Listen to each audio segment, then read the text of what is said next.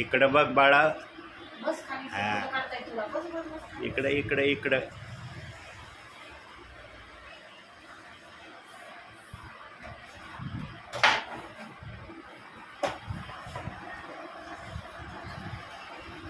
प्रार्थना करत आहे.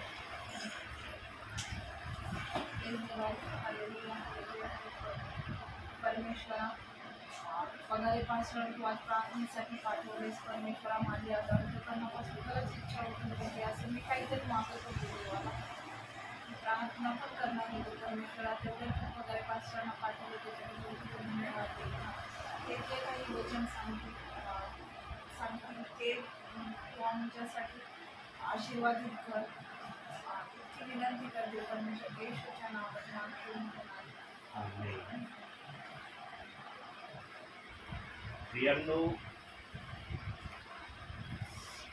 आत्म्यापासून जर आम्ही शास्त्रामध्ये रमणीय व्हायचं ठरवलं ना तर देवबाप कधी त्याची आठवण करून देत नाही बरं का. की तुमचं वय सध्या काय चाललं, तुम्ही कोणत्या वयात आहात हे पवित्र आत्मा कधीच दाखवित नाही.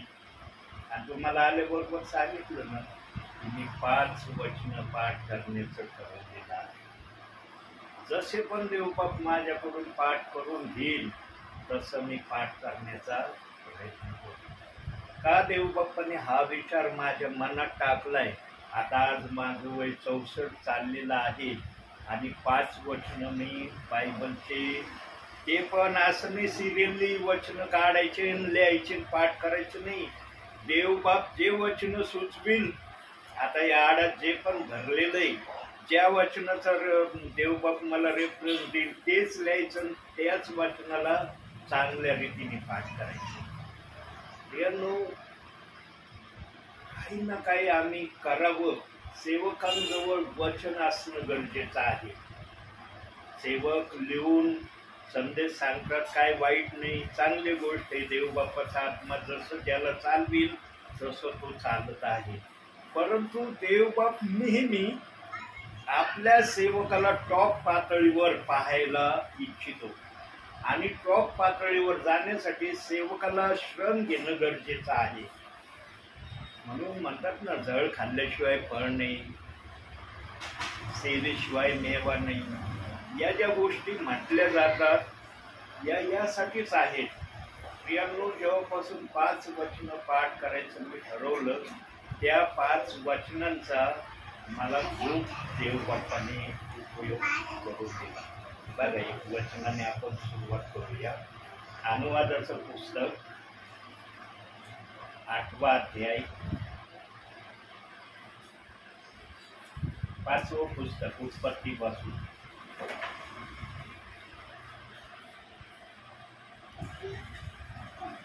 अनुवाद हा आलं. 8वा अध्याय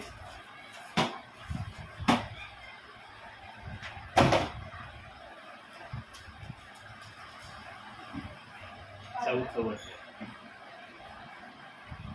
ही 40 वर्ष तुझ्या अंगावरचे कपडे जीर्ण झाले नाही आणि तुझे पाय दिले नाही. बघा प्रियांनो, या ठिकाणी देवबाप्पाला आज अशी काही गोष्ट आपल्या समोर प्रकट करायची आहे. देवाचं वचन अमर्यादा असं आहे प्रियांनो. वचनाला मर्यादाच नाहीये. एका शब्दातून एका वचनातून देवाचा आत्मा वाटेल तेवढ्या वेळेस बोलण्यास समर्थ आहे. शल्मोनाला जर तो एवढं ज्ञान पुरवू शकतो तर जो ज्ञान देणारा देव आहे त्याच्याजवळ किती ज्ञान असेल विचार करा. शाबाची राणी विचारत आली की खरोखर शल्मोनाला ज्ञान आणि चातुर्य देवबाप्पांनी दिलं का नाही. आणि जेव्हा शल्मोनाच्या मुखातून ऐकलं शाबाच्या राणीने तेव्हा तिने विश्वास केला की खरोखर शल्मोनाला देवबाप्पाने आशीर्वादित केलेला आहे. देवाचं वचन असं आहे प्रियांनो, ते अमर्यादरित्या बोलतं. आता हे जे वचन आज दाखवलं, हे वचन माझं 1-2 संदेशामध्ये या वचनाच्या आधारावर देवबाप बोललाय. आता कसा बोललाय त्यावेळेला मला सांगता येणार नाही, पण आज देवबाप्पाने वचनाची स्टार्टिंगच याच्यापासून केली. आता वचनाची जर बोलण्याची सुरुवात याच्यापासून आहे, तर देवबाप्पाला आता या वचनातून आपल्या विश्वासणाऱ्यांना काही गोष्टी प्रकट करायच्या आहेत. आणि पहिला शब्द दिलाय की 40 वर्ष जंगलामधून, अरण्यामधून इस्रायली लोक फिरले, पण पहा त्यांचं पायतान झिजलं नाही, त्यांचा शर्ट जीर्ण झाला नाही आणि त्यांच्या पायाला सूज आली नाही, असं देवबाप्पाचं वचन सांगतं. ही गोष्ट कोणत्या गोष्टीला प्रमाणित करते प्रियांनो? बघा, वचन वचनाशी बोलत राहतं. पवित्र आत्मा जर बोलणारा असला तर पवित्र आत्मेला कळतो कोणत्या ठिकाणी या वचनाला अनुषंगून माझं दुसरं वचन आहे. काढूया आपण यशायाचं पुस्तक 49वा अध्याय.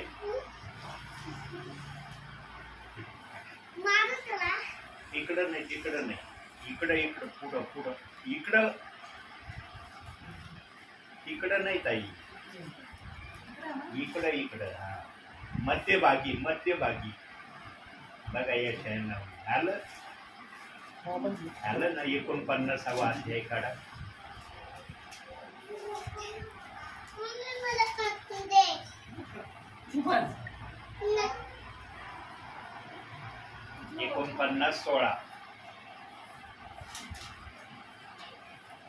पहा, मी तुला आपल्या तळ हातावर कोरून ठेवले आहे, तुझे कोट नित्य माझ्या दृष्टीसमोर आहे.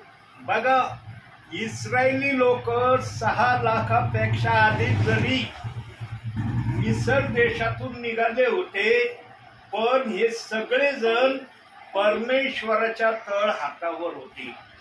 म्हणजे परमेश्वराच्या सुरक्षित कवचामध्ये ते होते. आणि जो परमेश्वराच्या सुरक्षिततेमध्ये असतो त्याला कोणत्याही गोष्टीची घाटी होत नाही, त्याच्या शरीराला झळ लागत नाही, त्याच्या शरीराला त्रासाचा अनुभव येत नाही, त्याच्या शरीराला काही जीर्ण झाल्याचाही अनुभव येत नाही. सगळ्या गोष्टी सुव्यवस्थितरित्या होतात. हे अनुवाद 8:4 मध्ये वचनामध्ये देवबाप्पाने दाखवलं आहे. आणि त्याचं प्रमाण यशाया 49:16 मध्ये सांगितलंय की सर्वजण तळ हातावर परमेश्वराच्या होते. आता जर तळ हातावर सर्वजण होते, मग तिथं काही नुकसान होण्याची सवाल उभा राहतो? अजिबात नाही राहत प्रियांनो. म्हणून त्या ठिकाणी सांगण्यात आलं की ते जेव्हा पण चालत होते थकले नाही, त्यांना दम लागला नाही, त्यांच्या जीवाला जसं आपण म्हणतो ना, मला शीण आला, मी फार थकलो, अशा प्रकारच्या काहीच गोष्टी इस्रायली लोकांना जाणवल्या नाही. आणि ते एकसारखे प्रभू सांगत होता त्याप्रमाणे जंगलामध्ये फिरत होते. पण इस्रायली लोकांनी फक्त एक चूक केली. एका चुकीमुळं इस्रायली लोकांना कनान म्हटलेल्या देशामध्ये सर्वांना जाता आलं नाही. काय चुकी केली इस्रायली लोकांनी? कारण ज्या क्षणापासून फारोच्या दास्यामधून मोशेच्या नेतृत्वामध्ये इस्रायली लोक बाहेर निघाले मिस्रातून, तेव्हापासून त्यांनी फक्त एका गोष्टीकडे लक्ष दिलं नाही. आणि ते त्यांचं लक्ष देणं त्यांच्यासाठी कनान देशात न जाण्याचं कारण झालं. पण ते इस्रायली लोकांना समजत असूनही त्यांनी जाणून बुजून करण्याचा प्रयत्न केला.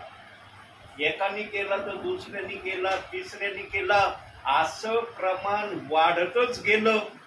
आणि मग जर ते शेवटी देव बाप्पाला एक शब्द अनुवादाच्या पुस्तकामध्ये इस्रायली लोकांसाठी बोलावा लागला. कोणता शब्द बोलावा लागला ते आपण अनुवादाच्या पुस्तकातून बघू. अनुवाद कार्ड होतं ना, अनुवाद कार्ड पुन्हा 49वा अध्याय काढा आता. अनुवाद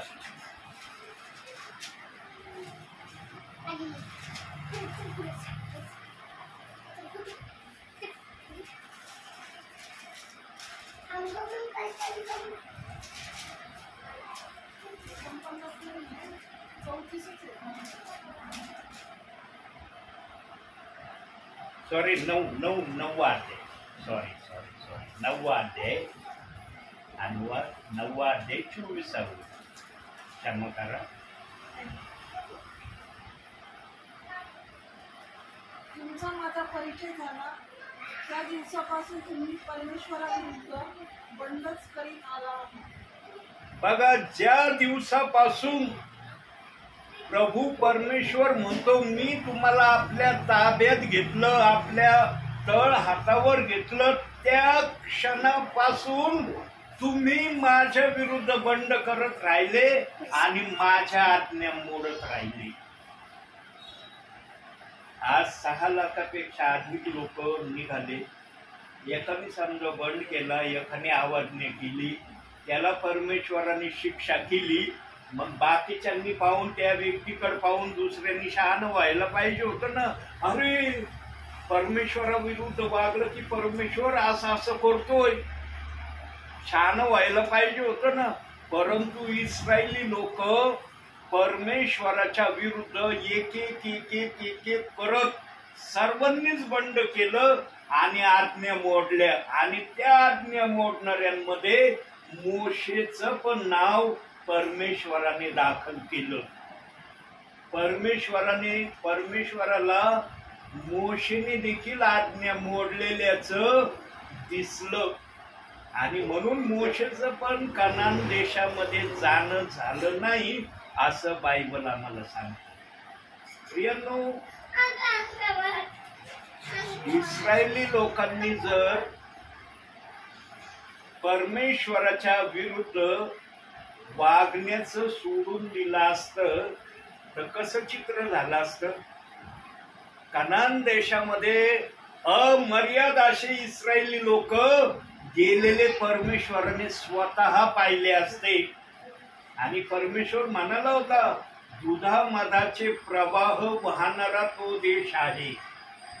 तो साधारण देश नव्हता, परंतु तो कनानी आणि पलिष्टी या लोकांच्या ताब्यामध्ये होता. आणि त्यांच्या ताब्यातून त्या देशातून इस्रायली लोकांचं जाणं होणार होतं.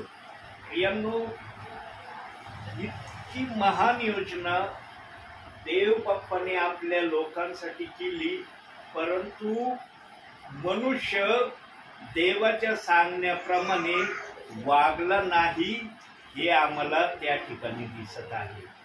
बघा, जे चित्र त्या समयात मिसर देशातून निघालेल्या इस्रायली लोकांमध्ये होतं, आजच्या या वर्तमान काळामध्ये काय चाललंय? आजच्या वर्तमान काळामध्ये काय चाललंय? नवीन चाललंय काही? आजही देव बाप्पाच्या आज्ञा पाळल्या जात नाही. देव सांगतो त्याप्रमाणे वागलं जात नाही. देव अनुशासनामध्ये राहा सांगतो. किती जण अनुशासनामध्ये राहतात? यांनो, अनुशासनामध्ये राहण्याचा सर्वात सोपा उपाय, जो कुणी बायबलमध्ये राहील, वचनामध्ये राहील, तोच अनुशासनामध्ये राहील. तुम्हाला सांगितलं ना, मी सेवक असून 5 वचन पाठ करण्याचं देव बाप्पाने मला प्रेरणा दिली आणि मी ते 5 वचन पाठ करीत आहे. परंतु प्रियांनो, त्या समयात जेव्हा मी बायबल वाचायचो हे करायचो त्याच्यामध्ये आणि आजच्या याच्यामध्ये फार फरक पडलेला आहे. मी अनुभवतोय प्रियांनो, त्यावेळेस पटापट माझी मेमरी काम करायची, पण आत्ताच्या समयात इतकी मेमरी तेज काम करत नाही, पण मेमरी बंद पण नाही. फरक जाणवतोय, त्या समयातला फरक आणि आजच्या समयातला फरक. प्रियांनो, देव बाप सेवकाला नेहमी अनुभवातून घेऊन जायचं मागतो, आणि जो विचारवंत असतो ना तो विचार केल्याशिवाय राहत नाही. काही परिवारांना मी सांगितलंय, आता कोणत्या परिवारांना सांगितलंय मी माहिती नाही, माझ्या ध्यानात येऊ नाही राहिलं, पण त्यांना सांगितलं की एक वचन तरी तुम्ही पाठ करत जा. मी 5 वचन पाठ करतोय, तुम्ही एक वचन पाठ करण्याचं टार्गेट ठेवा. 24 तासात एक वचन जर तुम्ही पाठ केलं ना, आणि एकदम तुमच्या मेमरीला पाठांतराची सवय लागली ना, तुम्हाला पुढील वचन पाठांतर करायला फार जड जाणार नाही. आता किती जण ते करत आहेत मला सांगता येणार नाही, पण मी काही कोणत्या तरी परिवारांना सांगितलंय की तुम्ही एक वचन 24 तासांमध्ये पाठ करा. प्रियांनो, आज तुम्हाला पण तेच सांगत आहे देवबाबा, तुम्ही पण 24 तासात एक वचन नवीन करारातून करा, जुन्या करारातून करा, पण असं वचन पाठ करा की झोपेतही कुणी विचारलं ना तुम्ही वचन पाठ केलं का, तर झोपेतही बोलता आलं पाहिजे. आम्ही शालेय शिक्षण घेत होतो ना, तेव्हा आमचे वडील म्हणायचे, तुला एखाद्या प्रश्नाचं उत्तर झोपेत जरी विचारलं ना, तुला झोपेत ते उत्तर सांगता आलं पाहिजे. जर तू झोपेत त्या प्रश्नाचं उत्तर सांगितलं ना, तरच तुला पेपरमध्ये त्या प्रश्नाचं उत्तर लिहिता येईल, नाही तर तू विसरशील. यांनो, आणि मी खरोखर काही गोष्टी आमचे वडील, मी झोपले अर्धे झोपेत आणि अर्ध जागा असलेला असलो ना, वडील लगेच वया न्याय वडिलांच्या हातातच असायच्या. वडील लगेच कोणताही प्रश्न मला विचारायचे, मी झोपेत असताना बोलायचो त्या प्रश्नाचं उत्तर. मला अजूनही आठवत आहे. प्रियांनो, इतक्या आमचे वडील अभ्यासाच्या बाबतीमध्ये स्ट्रिक्ट होते. ते म्हणे अभ्यासाच्या बाबतीमध्ये कुठली दिरंगाई नाही, आणि अभ्यास नाही केला ना तर आमच्या वडिलांची लय मोठी पनिशमेंट असायची. आमचे वडील मारायचे कमी, काय करायचे ते सायकलवर बसायचे.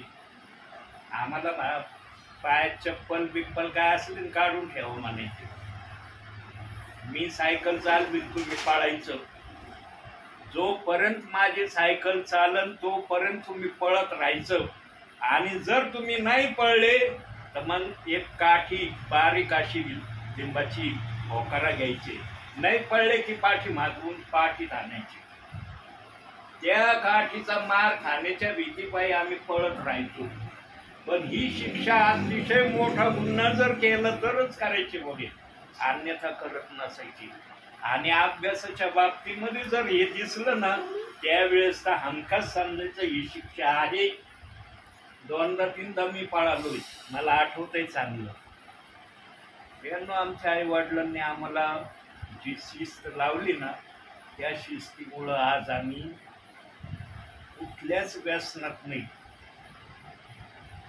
नादवाद लागलं होतं व्यसन मला पण तांबाखूचं, पण देव बाप्पांनी ते व्यसन घालवलं. पण सुरू आम्ही मनाने असं काही व्यसन सुरू केलंय असं झालं नाही. म्हणतात ना, वाहन तर गुण लागतो कोणाचा. कोणाची संगत आपण केली ते चांगले असले तर चांगलेच गुण येतील, ते व्यसनवाले असले तर तुमच्यातही हळूहळू व्यसन येईल. ते म्हणजे यार थोडं खाल्ल्याने काय बिघडत आहे, आम्ही तर खातो, तू खाऊन बघ कसं लागतंय. आणि मग माणसाला वाटतं अरे हे घेतात आम्ही का नाही घ्यावा. वाहन तर गुण, म्हणून आम्ही संगती कोणाबरोबर करतो हे जास्त महत्वाचं असतं. प्रिय, आम्ही संगती चांगल्यांबरोबर केली तर आमच्यामध्ये चांगलेच गुण उतरल्याशिवाय राहत नाही. आता हे सांगण्याचं कारण काय, इस्रायली लोकांबरोबर परमेश्वर स्वतः होता, स्वतः परमेश्वर होता त्यांच्या बरोबर. तरी इस्रायली लोक परमेश्वराचं न ऐकता स्वतःच्या बुद्धीने काही गोष्टी करत होते. म्हणून 9:24 मध्ये सांगितलंय की ज्या दिवसापासून तुमचा माझा परिचय झाला त्या दिवसापासून तुम्ही माझ्या विरुद्ध आज्ञा मोडणारे मला दिसत आहात.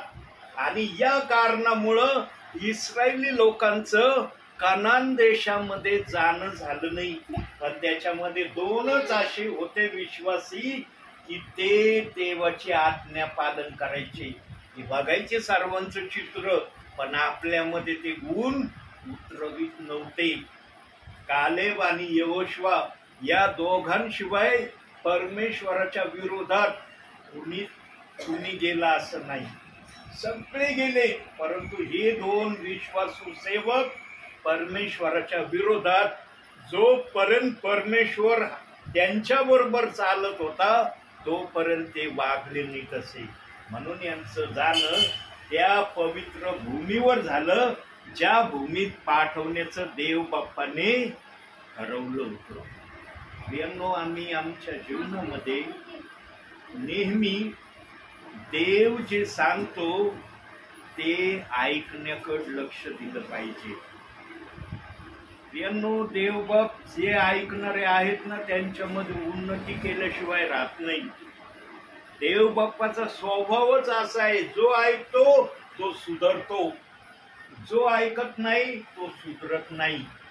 आणि देव बाप्पाला माहित आहे एदेन बागेपासून आदामापासून सगळे न ऐकणारे झाले.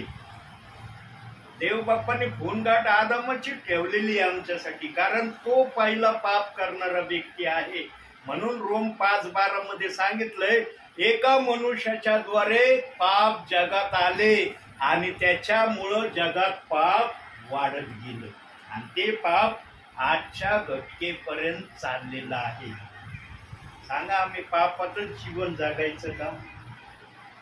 हे पवित्र शास्त्र आम्हाला पापी जीवन आम्ही जगावं, देवाच्या विरोधात आम्ही चालावं याचं शिक्षण देतंय पवित्र शास्त्र. सांगितलंय का कुठे एखादं वचन दिलंय तुम्ही परमेश्वराच्या विरुद्ध वागत जा, मी तुमच्यावर आशीर्वाद पाठवेल? दिलंय कुठं असं? परमेश्वराच्या विरुद्ध वागत जा, मी तुम्हाला आशीर्वाद देईन. दिलंय वचन कुठं? एकाही ठिकाणी अशा वचनाचा उल्लेख आलेला नाही. वचनामध्ये काय सांगितलं? जरा वचनाचा आपण आधार घेऊ. जुन्या करारात परमेश्वराबद्दल सांगण्यात येत होतं, नवीन करारात बघू कोणाबद्दल सांगण्यात येत होतं. येशू ख्रिस्ताने काय आज्ञा दिली? योहान शुभवर्तमान काळात नवीन करार योहान, मत्ते, मार्क, लूक, योहान 5वा अध्याय. नीट बस. काढलं 14वं वचन वाचा. त्यानंतर तो मंदिरात येशूला भेटला, तेव्हा तो त्याला म्हणाला, पहा तू बरा झाला आहेस, आत्तापासून पाप करू नको, करशील तर तुझे पूर्वीपेक्षा अधिक वाईट होईल. ही नवीन आज्ञा येशू ख्रिस्ताने आणली. काय आज्ञा आणली? आता तू पूर्ण बरा झालास, पण आजच्या दिवसानंतर तू जर पाप केलं तर पहिल्यापेक्षा तुझं जास्त वाईट होईल. येशू ख्रिस्तानी पण नियमशास्त्राचा ग्रंथ रद्द केला नाही. परमेश्वर देखील पाप करणाऱ्यांना सोडित नव्हता. येशू ख्रिस्तानी पण आज्ञा देऊन सांगितलं की जर आज्ञा मोडली तर पहिल्यापेक्षा तुझं अधिक वाईट होईल. म्हणजे ज्या नियमशास्त्रात देवबापाने जी आज्ञा दिली होती, बघूया ती आज्ञा काय आहे. मत्ते 5वा अध्याय काढत आहे. मत्ते माग पहिलं पुस्तक, नवीन कराराचं पहिलं पुस्तक 5वा अध्याय काढलं. 17वं वचन वाचा. नियमशास्त्र किंवा संदेष्टांचे ग्रंथ रद्द करावयास मी आलो आहे असे समजू नका. मी रद्द करावयास नव्हे तर पूर्ण करावयास आलो आहे. बघा, ही येशू ख्रिस्ताने दिलेली आज्ञा होती की मी नियमशास्त्र रद्द करायला आलोच नाही, ते मी पूर्ण करायला आलेलो आहे आणि येशू ख्रिस्ताने ते पूर्ण केलं. पण त्याच्यामध्ये थोडीशी शिथिलता आणली. जर ऐकलं नाही तर तुमच्या पहिल्यापेक्षा अधिक वाईट होईल असे शब्द 2-3 ठिकाणी येशू ख्रिस्ताने आपल्या शुभवर्तमानाच्या काळामध्ये सांगितले आहे. आणि जो नवीन विश्वासणारा प्रभूमध्ये आल्यानंतर, त्याला प्रभू कळल्यानंतर त्याने जर नाही ऐकलं तर मग सैतानाचा अटॅक तुमच्यावर कसा होईल त्याच्याविषयी मध्ये 12व्या अध्यायामध्ये सांगितलंय की 7 दुष्ट आत्मे तुमचा ताबा घ्यायला येतील आणि मग तुमची दशा पहिले दशापेक्षा कितीतरी वाईट दशा तुमची होईल. हे देखील येशू ख्रिस्ताने आपल्या शुभवर्तमानाच्या काळामध्ये त्या पिढीच्या लोकांना सांगून जागृत केलं. म्हणजे एकंदर येशू ख्रिस्ताने परमेश्वराने जी लावून दिलेली नियमशास्त्र होतं त्याच नियमशास्त्राच्या आधारे येशू ख्रिस्त देखील त्या समयामध्ये त्या लोकांशी बोलायचा. पण कमी जास्त प्रमाणात शिक्षेचं प्रावधान येशू ख्रिस्ताने आपल्या शुभवर्तमानाच्या समयामध्ये त्या पिढीच्या लोकांना सांगितलं.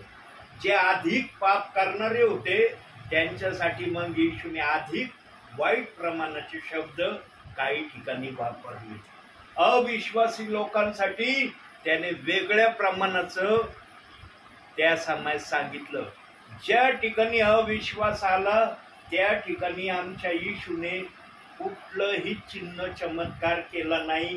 कोणत्याच प्रकारचं कार्य त्या ठिकाणी येशूने केलं नाही. साधं शुभवर्तमान संदेश देखील आमच्या येशू ख्रिस्तांनी सांगितला नसेल, कारण त्या ठिकाणी तसं सांगण्यात आलं नाही. पण जर अविश्वास ज्या ठिकाणी आहे त्या ठिकाणी जर आमच्या येशूने काहीच केलं नाही म्हटल्यावर मग आमच्या येशूने संदेशही दिला नसेल. काही गोष्टी पवित्र आत्म्याने गुप्त ठेवल्यात का? कारण त्या पवित्र आत्म्याला सांगणं योग्य वाटलं नाही. पण ज्या योग्य वाटल्या त्या गोष्टी पवित्र शास्त्रामध्ये आमच्यासाठी प्रभूने ठेवल्या आहेत. प्रियांनो, इस्रायली लोक जर ऐकणारे झाले असते तर आजची पिढी, ही वर्तमान काळाची पिढी इतक्या पापामध्ये गेली नसती जितक्या पापामध्ये आज आम्ही अनुभवतो. आज पाहिलं ना कशा कशा प्रकारचे आजार आले, कोणकोणते आजार आले. मिसर देशातून निघालेल्या लोकांच्या काळात हार्ट अटॅक होता का? होता हार्ट अटॅक, पण या समयात हार्ट अटॅक नाही. इतक्या खालच्या पातळीपर्यंत आजारांना देव बाप्पाला पाठवावं लागलं आमच्या पापामुळं. हे फक्त पवित्र आत्माच सांगू शकतो. आता हार्ट अटॅक, एड्स, त्यानंतर आणखी दुसरे जे करोनाचा 2 वर्षाकरता आला निघून गेला, तो तर एक प्रभूने पाठवलेला हे होता म्हणायला, तो निघून गेला. दर 100 वर्षाला असं म्हणतात काही ना काही या पृथ्वीवर येतं. तर यावेळेस 100 वर्षाच्या कालावधीमध्ये करोना हे 2 वर्ष आम्ही अनुभवला. आणि करोनाच्या समयामध्ये काय काय घटना झाल्या त्या आपल्याला सर्वांना माहिती आहे. प्रियांनो, देव बाप हर समयामध्ये आपल्या लोकांना जाग करण्याची इच्छा ठेवतो. बघा, आता तुम्ही बाप्तिस्मेच्या पायरीवर येऊन थांबलेले प्रियजन, उत्सुकतेच्या आत्म्याने भरलेले तुम्ही प्रियजन, तुम्हाला असं वाटत असेल कधी कधी, अरे आमचा बाप्तिस्मा झाल्यावर आमच्यात काय प्रक्रिया होणार आहे त्याची तुम्हाला फार आशा चावून लागलेली असेल. पण एक गोष्ट तुमची त्या गोष्टीला आडवीत आहे आणि त्यामुळं या दासाने आजच्या दिवसापर्यंत तुमच्या बाप्तिस्म्याचा विचार केलेला नाही. पण बाप्तिस्मा न करण्याचं सोडूनही दिलेलं नाही. विचार जर केलेला नाही तर तो सोडून पण दिलेला नाही. कारण देवाचा सेवक देवाच्या वचनावर चालणारा असतो. प्रियांनो, सेवकाने कमीत कमी सेवेमध्ये बाप्तिस्म्याची तरी आज्ञा पालन करणं गरजेचं आहे. कमीत कमी बाप्तिस्मेविषयी तर देव बाप्पांनी जी सक्त ऑर्डर काढलेली आहे की व्यसन करणाऱ्यांना देवाच्या राज्यामध्ये प्रवेश नाही, या गोष्टीची तरी देवाच्या सेवकांनी काळजीपूर्वक खबर घेतली पाहिजे. पण मी माझ्या सेवेमध्ये अनुभवलंय प्रियांनो, माझ्याजवळ अनुभव आहेत आणि खरे अनुभव आहेत आणि पवित्र आत्मेला साक्षी धरून मी बोलत असतो. मी फक्त तुमच्या समोर काहीतरी आहे आणि मला काहीतरी माहिती खूप मिळाली हे दाखवण्याचं मी दाखवित नाही प्रियांनो. मी त्या अनुभवातून गेलो. काही जण म्हणले बाप्तिस्मा घेतल्यावर यांच्या सुधारणा होईल, बाप्तिस्मा झाल्यावर यांचं सगळं वाईट निघून जाईल आणि हे चांगले बनतील. असे मी शब्द बऱ्याच ठिकाणी बाप्तिस्मा करणाऱ्या सेवकांच्या मुखातून ऐकले आणि त्या सेवकांच्या त्या बाप्तिस्मेच्या विधीमध्ये मी स्वतः सम्मिलित झालो. मी माझं लपवित नाही. मी नाही म्हणलं अरे मला वचन माहित आहे, मी बाप्तिस्म्याच्या प्रक्रियेमध्ये उतरणार नाही. मी देखील त्यांच्या शब्दाला या ऐकल्यावर त्याप्रमाणे करण्यासाठी स्वतःला पाण्यात घेऊन गेलो. यानो जो खरं बोलणारा असतो ना त्याच्यामध्ये पवित्र आत्मा येतो आणि म्हणतो बोल. हा बोलण्यास घाबरत नाही. मी खरं सांगायला कधीच घाबरत नाही. माझा जीव जरी गेला तरी मी खरं सांगायला घाबरणार नाही. पण मी खोटं कधीच बोलत नाही. कारण खोटं बोलणाऱ्यांसाठी ना नीतीसूत्रामध्ये एक कडक शिक्षा सांगून ठेवली. काय शिक्षा सांगून ठेवली बघू जरा ती. नीतीसूत्रे 16वा अध्याय स्तोत्र संहितेच्या नंतर. स्तोत्र संहिता संपलं की नीतीसूत्र येईल. आलं 16वा अध्याय काढा.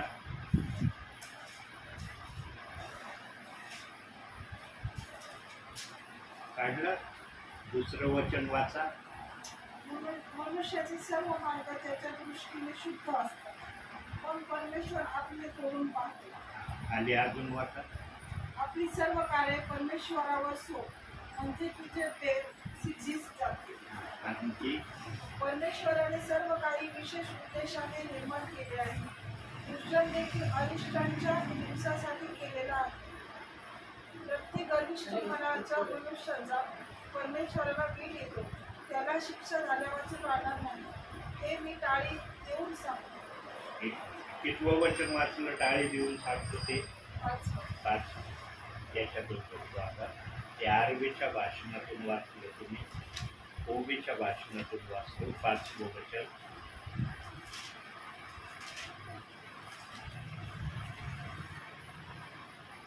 प्रत्येक गर्विष्ठ मनाच्या मनुष्याचा परमेश्वराला वीट येतो, त्याला शिक्षा झाल्या वाचून राहणार नाही, हे मी टाळी देऊन सांगतो.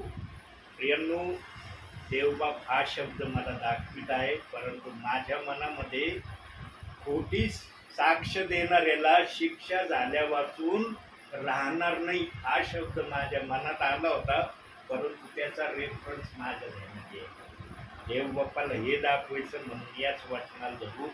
कारण गर्विष्ठ लोकच परमेश्वराच्या विरुद्ध काही पण बोलायचं धाडस धरतील, पण जे गर्विष्ठ नसतील ते देवाला भिवूनच बोलण्याचा प्रयत्न करतील.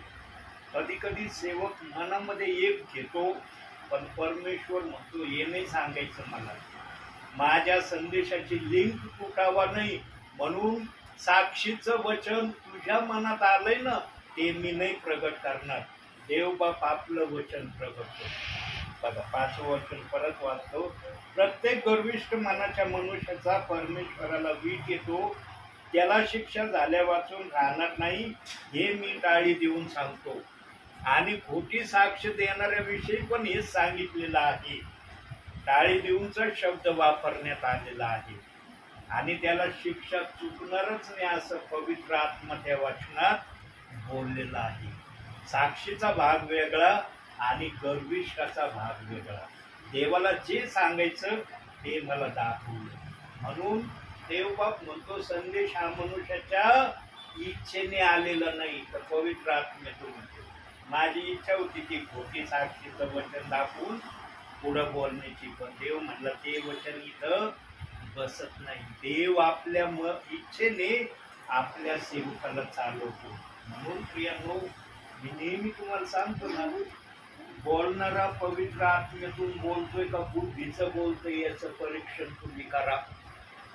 नेहमी माझ्या मुखातून हे शब्द निघत आहेत प्रियांनो, कारण अंतिम समयामध्ये पवित्र आत्म्याला आपलीच अंतिम इच्छा आपल्या प्रियजनांना सेवकांच्या द्वारे सांगायची. कारण यानंतर समयच नाहीये. प्रभू येशू आल्यावर मग कोण संदेश ऐकन? येईल का कोणाला संदेश सांगता? प्रभू तर येणार आहे, न्याय करण्यासाठी येणार आहे. तुम्ही काय केलंय? चांगले काम केले, चांगलं प्रतिफळ घ्या. चांगले काम नाही केले, स्वर्गाच्या बाहेर थांबा. या दोनच प्रक्रियेचा न्याय होणार आहे. एक तर स्वर्गात येणं होईल, या अंगणात बसणं होईल. पण सेवक नरकाची भाषा बोलत आहे. सेवकांच्या बहुसंख्य सेवकांच्या मुखात बघा, ज्यांचं स्वर्गात येणं होणार नाही, डायरेक्ट नरकाची भाषा दाखवतात. नरकाकडे ते विश्वासणाऱ्याला घेऊन जातात. त्याच्या हृदयात येशू ख्रिस्ताचा विश्वास आहे, त्याचं काय मत सांगा? ज्याच्या हृदयात येशू ख्रिस्ताचा विश्वास आहे, त्या विश्वास धरणाऱ्या हृदयाला, त्या शरीराला देवबाप नरकात टाकीन का? दोन वचन वाचणे आणि वचन समजणे या दोन गोष्टी आहेत. आणि ही प्रक्रिया फक्त पवित्र आत्मा प्रगट करू शकतो, अन्यथा कोणाला प्रगट करता येत नाही. नरक देव बाप्पाने ठेवलेला आहे, परंतु नरकामध्ये जे जाणारे आहेत ना, ते देव बाप्पाला ऑलरेडी माहिती आहे. पण आजचे सेवक जे विश्वासणारे आहेत, त्यांनाच नरकाकडे बोट दाखविते. तुम्ही स्वर्गात नाही ना आले, तुम्ही नरकात जाणार आहे. पुढं देव बाप्पाने असं वचन दिलं नाही की माझ्या नावावर विश्वास ठेवणारा, ज्या जिभेने येशू ख्रिस्त प्रभू आहे असं कबूल केलंय, त्याला मी नरकात टाकणार आहे. कुठंच वचन बायबल मध्ये दिलेलं नाही. आणि पवित्र आत्मा ज्या पण गोष्टीची वाणी करतो ना, पवित्र आत्म्याजवळ पुरावा असतो आणि पुराव्या निशी पवित्र आत्मा सेवकाच्या मुखातून बोलतो. या पवित्र शास्त्रात दाखवा कुठं असं वचन आहे. परंतु आज स्वर्गात येणार नाही ना, मग डायरेक्ट तू नरकात जाणार आहे. मग अंगण कशासाठी देवाने ठेवलंय? आज बहुसंख्य जणांना अंगणाच्या विषयी एवढं माहिती नाही. अंगणात मोठी भीड थांबलेली योहानाला पाद्म बेटावर दिसली आणि 42 महिने त्या अंगणाला चांगल्या तऱ्हेने तुडवणार आहे. आता ते तुडवणं कोणत्या प्रकारचं असणार आहे ते आपल्याला समजू शकत नाही. पवित्र आत्म्याची ती परिभाषा काय आहे पवित्र आत्म्याला माहिती. आपण तुडवणं म्हणजे पायाने तुडवणं हाच आपल्या डोक्यात विचार येतो, पण पवित्र आत्म्याची परिभाषा याच्या पुढची असली तर पवित्र आत्मा नेहमी आपली भाषा बोलतो प्रियांनो, आणि त्याला जे आवश्यक वाटतं ते सेवकाच्या मुखातून तुम्हाला कळवितो. सेवक जर आपल्या बुद्धीचा वापर करायचं ठरवलं त्यांनी, कारण वचन माझे बरेचसे पाठ आहे, माझे असे वचन पाठ नाहीत असं नाही. आता हे जे वचन पाठ करायला घेतले हे वचन माझे एवढे पाठांतर नाही, आणि एका पुस्तकातून सगळे वचन नाहीत, वेगवेगळ्या पुस्तकातून हे वचन आहेत. प्रियांनो, देव बाप्पाला आजच्या विश्वासणाऱ्याकडून एका गोष्टीची चूक फार दिसलेली आहे, आणि ती चूक आज तुम्हाला देवबाप सांगणार आहे. आणि ती चूक सांगण्यासाठी देवबाप वचन दाखवणार आहे. देवबाप जे पण सांगतो, जे पण बोलतो, आपल्या पवित्र शास्त्रातून सांगतो, मनाचं सांगत नाही. काढूया एक वचन यशायाच्या पुस्तकातून तो शब्द दाखवू. नवीन करारात तर भरपूर ठिकाणी तो शब्द आहे, पण जुन्या करारात देखील देव बाप्पांनी तो शब्द ठेवलेला आहे, ज्या शब्दाला तुम्हाला दाखवायचा आहे. यशाया 29 अध्याय 24 वचन. बघा तिथं काय शब्द दिला, एक शब्द फक्त आपण पाहणार.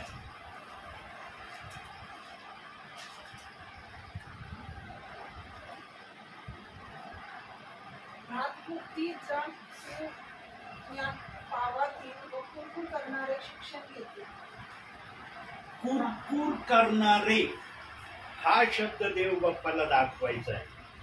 वरील पहिला शब्द आणि शेवटचा शब्द माझ्या 2 संदेशामध्ये याचं थोडक्यात देव बाप्पाने स्पष्टीकरण केलंय. परंतु कुरकुर या शब्दाचं वर्णन देवाच्या आत्म्याने माझ्या मुखातून केलेलं नाही. म्हणून या शब्दाचं स्पष्टीकरण देवाचा आत्मा थोडक्यात करणार आहे. मोशेच्या नेतृत्वामधून इस्रायली लोक जेव्हा पण जंगलामध्ये फिरायचे, त्यांना काही पण अडचण आली ते काय करायचे, मोशे विरुद्ध कुरकुर करायचे ना, बोलायचे ना, अगोदर कुरकुर करायचे, मग नंतर प्रक्रिया दगड उचलणे वगैरे वगैरे त्यांनी त्या प्रक्रिया केल्या. पण अगोदर ते मोशे विरुद्ध कुरकुर केल्याशिवाय राहत नव्हते. काय कुरकुर करायचे, अरे फारोच्या दास्यामध्ये होतो, चांगलं होतं काम, तिथं करावं लागायचं, पण तिथं खायला भेटत होतं, मनमानीचं खायला आम्हाला भेटत होतं, हे पदार्थ ते पदार्थ ते पदार्थ आम्ही काय काय फारोच्या गुलामगिरीमध्ये खाल्लं. पण मोशेच्या नेतृत्वात आलो, त्याच्या माग निष्ठ चालायचं, तो पुढं चालतोय ना आम्ही माग चालायचं. कधी पाण्याची प्रॉब्लेम येते, कधी भुकीची प्रॉब्लेम येते, कधी मांस खाण्याची प्रॉब्लेम येते, कधी आणखी कशाची प्रॉब्लेम येते. पण मोशे आमच्यासाठी करू शकत नाही असं त्यांना वाटायचं. आणि मोशे यांची तक्रार घेऊन परमेश्वराकडे जायचं. परमेश्वराला सर्वात जास्त राग इस्रायली लोकांचा कोणत्या ठिकाणी आला माहिती? कोणत्या ठिकाणी राग आला माहिती तुम्हाला? नाही माहिती? एक ठिकाणी इस्रायली लोकांचा परमेश्वराला इतका राग आला की देव बाप्पाने 1 महिना तो राग इस्रायली लोकांवर प्रगट केला. कोणता राग प्रगट केला? इस्रायली लोक मोशेला म्हणले आम्हाला खायला मांस पाहिजे, आम्ही हे मानणं खाणार नाही, आता आम्हाला मांस पाहिजे. शिसारी येऊ राहिली हे मानणं खाऊ खाऊ, आम्हाला मांस ते खायला. आणि जेव्हा ही तक्रार केली, आणि इस्रायली लोक त्यावेळेला 1-2 नसतील मांस मागणी करणारे, हजारोंच्या घरात ते लोक असू शकतात. कारण काही जण पाप करत करत देवाने त्यांना संपवलं असेल, पण हजारोच्या वरच लोक असतील. त्या लोकांनी जेव्हा मोशेला मागितलं आम्हाला हे देणं तर बघ गोटे खायला तयार आमच्या हातात, आम्हाला फारोच्या दास्यातून का आणलं तू, आम्ही तिथं बरे होतो, तुझ्या सांगण्याने बाहेर निघलो, आम्हाला मांस दे. आणि परमेश्वराकडे मोशेने तक्रार केली. तेव्हा परमेश्वराने पण मोठी शिक्षेचं प्रावधान त्यांच्यासाठी केलेलं होतं. पण मोशे नेहमी आडवा यायचा मोशे. आणि मोशे काय वाक्य बोलायचा परमेश्वराला, यांना मारण्या अगोदर प्रथम मला मार, कारण तुझ्या सांगण्याने मी यांना मिस्रातून बाहेर काढलंय, माझ्या सांगण्याने हे बाहेर आले, प्रथम मला संपव, नंतर यांचं तुला काय करायचं ते कर. हे वाक्य मोशे बोलायचा. म्हणून परमेश्वर किती पण चिडलेल्या अवस्थेत असलं ना, मोशेच्या या वाक्यामुळं परमेश्वर आपला राग आवरायचा. पण जेव्हा मांसाची मागणी केली तेव्हा परमेश्वर मोशेला म्हणला, यांनी तर फक्त 1 टाइमाचं मांस मागण्याची तुझ्याकडे मागणी केली, पण मी यांच्या नाकाला शिसारी येईपर्यंत यांना मांस खाऊ घालणार आहे. यांना शिसारी येईल, हे म्हणतील आता नको आम्हाला मांस, आता आम्हाला दुसरं पाहिजे. सकाळी मांस, दुपारी मांस, संध्याकाळी मांस, 1 महिनाभर त्यांना निस्ता मांसाचाच मारा प्रभू परमेश्वराने केला. प्रियांनो, परमेश्वर देखील इस्रायली लोकांच्या काही वागण्यामुळे चिडायचा, हे ते प्रमाण त्या ठिकाणी दाखवत. आणि हे कुठं दिलेलं आहे? गणनाचा 11वा अध्याय तुम्ही वाचायचा. 11व्या अध्यायामध्ये या गोष्टी तुम्हाला वाचायला मिळतील की इस्रायली लोकांनी कशा प्रकारे मांस खाण्याची तक्रार मोशेकडे केली आणि प्रभू परमेश्वराने नाकाला शिसारी येईपर्यंत मी तुम्हाला मांसच देईन असं त्या 11व्या अध्यायात. आता तो डिटेल जर पाहायला गेलं तर आपला वेळ खूप जाणार आहे, म्हणून तुमच्या निवांत वेळामध्ये तो अध्याय जरूर वाचा. बघा इस्रायली लोक कसे मोशेची वागायचे आणि कशी त्यांनी तक्रार केली की आम्हाला हे पाहिजेच, आणि जर नाही दिलं तर गोठे हातात घेऊन उभे राहायचे. ते म्हणत नव्हते अरे मोशेच्या नेतृत्वात आम्ही चाललो, याला मारायसाठी आम्ही गोटे कसे घ्यायचे. यांनो, जुन्या करारात जे घडलंय त्याच्यापेक्षा वाईट नवीन करारात होत आहे. येशूने एवढ्या आज्ञा शिथिल केलेल्या असतानाही आजच्या समाजातले विश्वासणारे येशूने कागदापेक्षा हलक्या आज्ञा दिल्या की पवित्र शास्त्र वाचत जा. जो याच्यात राहील त्याला पाप करण्याची इच्छाच होणार नाही. त्याच्यामध्ये, त्याच्या हृदयात, त्याच्या आत्म्यात, त्याच्या बुद्धीमध्ये बदल व्हायला सुरुवात होईल. आणि जे बदल व्हायला सुरुवात होईल ते पवित्र आत्मा बदल काही. पण आज अनेकांजवळ पवित्र आत्माच नाही. पवित्र आत्म्याविनाच चालले. यांनो, तुम्ही पण खात्री करा तुमच्यामध्ये पवित्र आत्मा कितपत आलेला आहे किंवा किती पवित्र आत्म्याच्या अनुशासनामध्ये चालण्याचा तुम्ही प्रयत्न करत आहात. जर तुमचा प्रयत्न व्यवस्थित असेल तर तुमचे जे व्यसन आहेत ना, एका मिनिटात गायब होतील. 1 मिनिट फार झालं. आणि शोभा कदम या गोष्टीपेक्षा अधिक साक्षीचं प्रमाण मला देताच येत नाही. रात्री 1 वाजता त्या बहिणीने 2 मिनिटाची व्यसनासाठी प्रार्थना केली आणि ते व्यसन त्या बहिणीचं ज्या दिवसापासून सुटलंय आजच्या दिवसापर्यंत त्या बहिणीने मिस्त्रीला हात नाही लावला. जास्त व्यसन सुटण्याचं प्रमाण प्रियांनो. 2 मिनिटाची प्रार्थनेने 30 वर्षाची मिस्त्री पळून गेली. 2 मिनिटामध्ये 30 वर्षाची मिस्त्री गायब झाली. इतका पवित्र आत्मा पॉवरफुल काम करणारा आहे. आणि तोच पवित्र आत्मा तुमच्या व्यसनामध्ये तुम्हाला सहाय्यक होतोय का नाही याचं परीक्षण करा.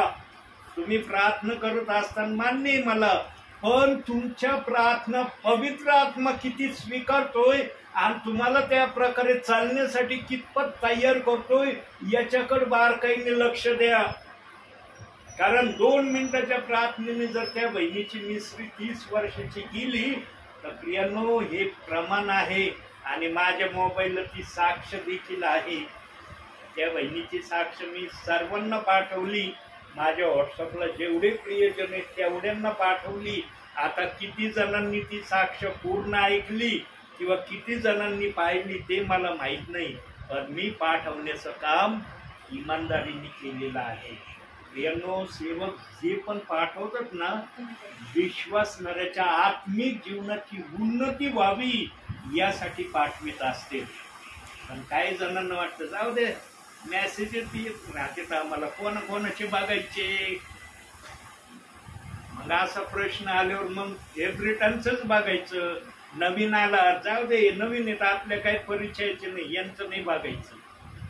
माझ्या मोबाईलला बऱ्याच ठिकाणी ब्लॅक लकीर मी आजही बघतोय की त्यांनी अजून माझे संदेश ओपन करून पाहिले नाही. माझ्या मोबाईलला सगळे, पण मी त्यांना संदेश पाठवितच राहतोय. देवाचा आत्मा मला म्हणतो बाळा पाठवितच राहा, एक दिवशी मी त्यांच्याशी बोलल आणि ते ओपन करून पहा. यांना आम्हाला सहनशीलतेचा आत्मा देवाने दिलाय. काही जणांची अशी धारणा असते, अरे माझा मेसेज मी पाहिला लगेच त्यांना डिलीट करून टाकतो. माझं नाही बघत, कशाला ठेवायचं यांना. मग मी कधीच कोणाला डिलीट नाही करत. डिलीट शक्यतो माझ्या डिक्शनरीमध्ये शब्द नाही. हा, एखादं जर खूपच ऐकून त्याच्यावर जर काही असरच नसलं ना होत, मग थोडीशी पनिशमेंटसाठी मी एखाद्याला ठेवतो जरा डिलीट मध्ये, पण पूर्ण मोबाईल मधून घालवीत नाही. परत त्यांना ओपन करतो, कारण 20वा पाठवल्यावर तरी ते बघतील अशी मी आशा धरतो. आणि अनेक विश्वासणारे या आशेमध्ये आलेले मला दिसलेले आहेत. यांनो, विश्वासणाऱ्यांच्या मोबाईलला इतके मेसेज येतात ना, खरंच विश्वासणाऱ्यांना चिंता पडत असेल मी कोणतं बघू. माझ्या याला बरेच मेसेज येतात. मला कधी कधी प्रश्न पडतो कोणतं बघून कोणतं नाही. मी माझं लपवीत नाही. मी असं नाही म्हणत मी सगळ्यांचंच पाहतो, पण पाहिल्याशिवाय मी राहत नाही. पण ताबडतोब कधी मी पण बघत नाही. जे अति महत्वाचे असतील त्यांचंच बघतो, बाकीच्यांचं मी नंतरच्या समयात बघतो. पण डिलीट मी कोणाचाच मेसेज डिलीट नाही करत. कुणी मेसेज दिलेला असला तो पाहिल्याशिवाय मी राहत नाही. कारण त्याच्यात काही ना काही देवाच्या सेवकाने, सेविकेने, पवित्र आत्म्यातून सांगितलेलं आहे. आणि नेहमी लक्षात ठेवा, जे पण मेसेज येतात ना ते पवित्र आत्म्याच्या प्रेरणेतूनच येतात. म्हणून देवभक्ती मान्यता देतो. अन्यथा देवाची मान्यता नसली ना ते मोबाईलला येणारच नाही. तुम्ही किती प्रयत्न करा, अजिबात तुम्हाला पाहायला मिळणार नाही. प्रेम, आम्ही देवाची भावना ओळखली पाहिजे की देव आमच्याबद्दल काय मनामध्ये इच्छा ठेवतो. म्हणून तुम्हाला जे पण मेसेज येतात ना प्रियांनो, सगळ्यांचे मेसेज बघण्याचा प्रयत्न करा. मी असं नाही म्हणत की फक्त माझा बघायचा, बाकीच्यांचं सोडून द्यायचा. देवबाप हर एकाच्या विचारातून तुमची आत्मिक उन्नती करण्याचं त्याच्या मनामध्ये आहे. इस्रायली लोकांनी ऐकलं असतं तर आज आम्ही या स्थितीमध्ये नसतो. म्हणून आज वचन आलं की प्रभू परमेश्वराने 40 वर्ष इस्रायली लोकांचं पायतान झिजू दिलं नाही, शर्ट जीर्ण होऊ दिलं नाही आणि त्यांच्या पायाला सूज येऊ दिली नाही. त्या देवाचे तुम्ही आम्ही मुलं आणि कन्या आहोत. आज हे मुलं आणि कन्या काय करत आहेत देवासाठी? विचार करा प्रियांनो. आजचं परीक्षण करा की मी 24 तासामध्ये देवासाठी काय करतोय आणि इतर गोष्टीसाठी काय करतोय. याचा जरासा आराखडा 2 हातावर 2 पारडे समजा. जगासाठी किती केलं जातंय, प्रभूसाठी किती केलं जातंय, कोणतं पारडं वर येतंय, कोणतं पारडं खाली जातंय, याचं परीक्षण करण्याची हीच वेळ आहे. जर प्रभूचं पारडं वर नसेल ना प्रियांनो, तर विचार करा प्रभूचं पारडं वर का नाही? काय कारण आहे वर जात नाही? जगाचंच पारडं वर का होतंय? याचा बारकाईने विचार करा. देवबाप ज्या ठिकाणी उतरतो ना त्याच ठिकाणच्या प्रियजनांसाठी हा विचार आहे. आणि हा विचार मोबाईल मधून पूर्ण महाराष्ट्राला ऐकवला जाणार आहे. मी आहे का पूर्ण महाराष्ट्रामध्ये या समयाला घरोघरी सांगायला? परंतु माझ्या या आवाजामुळं पूर्ण महाराष्ट्रातल्या प्रियजनांना ऐकायला मिळणार आहे. म्हणून ही रेकॉर्डिंग चालली. ही शोसाठी मी रेकॉर्डिंग करत नाही. मी काहीतरी आहे, मी काहीतरी ब्रिलियंट व्यक्ती आहे हे दाखवण्याचा उद्देश नाही रेकॉर्डिंगचा. प्रियांनो, आमचे विश्वासणारे आज कोणत्या स्थितीमध्ये आहेत, कोणत्या वाटेवर आहेत, त्यांची आत्मिक आणि शारीरिक पातळी कुठपर्यंत आहे हे दाखवण्यासाठी याच्यात सगळं चाललंय प्रियांनो. म्हणून आज देवाचा इच्छा आलाय की तुमची आत्मिक पातळी किती उंच झाली किंवा किती उंच होत आहे याचं बारकाईने परीक्षण करा. आणि जर तुमची आत्मिक पातळी उंचवलेली दिसत नसेल तर तुम्ही स्वतः प्रभूच्या समक्षतेमध्ये बसून विचार करा, माझी आत्मिक पातळी उंच का होत नाही? पवित्र आत्मा बरोबर दाखवील. या कारणामुळे तुझी आत्मिक पातळी उंचावली जात नाही. आणि पवित्र आत्मा जे सांगन ना प्रियांनो, पवित्र आत्म्याचा शब्द कधीच नाकारू नका. कारण पवित्र आत्मा जे पण दाखवील ना, योग्य दाखवील. तुमच्या भावी जीवनाला सुधारण्याचा तो उपाय दाखवील, जे तुमची बुद्धी समजू शकत नाही. म्हणून तुम्हाला आपल्या बुद्धीने चालायचं का देवाच्या आत्म्याने चालायचंय? देवाच्या आत्म्याने चालायचं ना. देवाच्या आत्म्याने जर चालायचं तर पवित्र शास्त्रामध्ये लक्ष ठेवणं गरजेचं आहे. याच्यामध्ये लक्ष जर असलं तर पवित्र आत्मा तुमच्याकडे लक्ष देईल. म्हणून मी नेहमी काय सांगतो, आडात असलं तर पावऱ्यात येईल, आडातच नाही तुमच्या तर कुठून पावऱ्यात येईल? किती पवरे टाका विहिरीमध्ये, काय येणार आहे त्या पावऱ्यामध्ये? म्हणून आम्ही वचनात राहिलो, आम्ही पवित्र आत्म्याच्या सानिध्यात आणि देवाच्या राज्यामध्ये आमची वाटचाल व्यवस्थित चाललेली आहे, याची खात्री पवित्र आत्मा तुम्हाला प्रत्येक क्षणाला करून देईल. आजच्या छोट्याशा संदेशातून देवबाप तुम्हाला आणि मला भरपूर आणि भरपूर आशीर्वाद देऊ. आमेन.